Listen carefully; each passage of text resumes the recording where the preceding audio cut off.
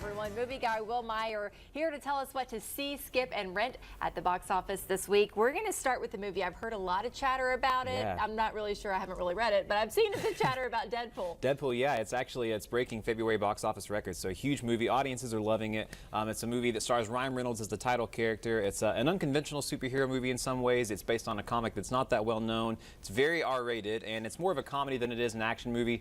It's essentially Ryan Reynolds making one wisecrack after another for the better part of 2 hours, most of which are very profane and crude, I might add. The 15-year-old boys who are going to sneak into this R-rated movie are going to think they've found the Holy Grail.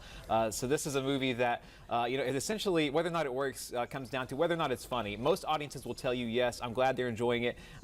I am in the small minority. I did not enjoy this movie. I thought that the jokes were either just shock value, trying to be as vulgar as possible and get laughs that way, or just pop culture references. And while it's fun to see this movie reference X-Men and other superhero movies and poke fun at itself, that only gets you so far. And I thought that it didn't really show a lot of wit or originality. I didn't like how it broke the fourth wall either, where he talks directly to the audience. I think that it's a little too much. It's too self-satisfied. Where he makes a wisecrack before ripping some guy's head off. I just think it's irreverent, yes, funny, not to me. As I said, though, you may not want to take my word for it, but to make a generalization, if you liked the trailer, if you thought it was hip and clever and funny, then you'll probably enjoy the movie. If you thought it was obnoxious and annoying like me, then you probably won't enjoy it. So that's one good way to put it. Yeah.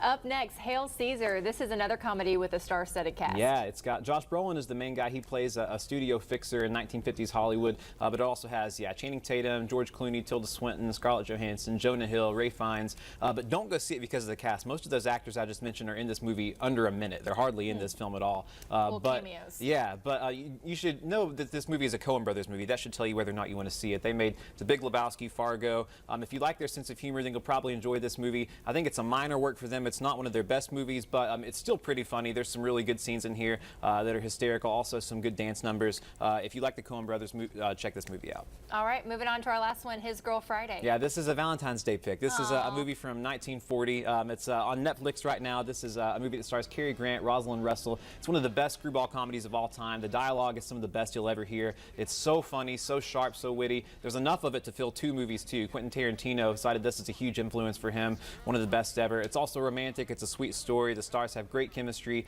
It's a great movie to watch at home on Valentine's Day.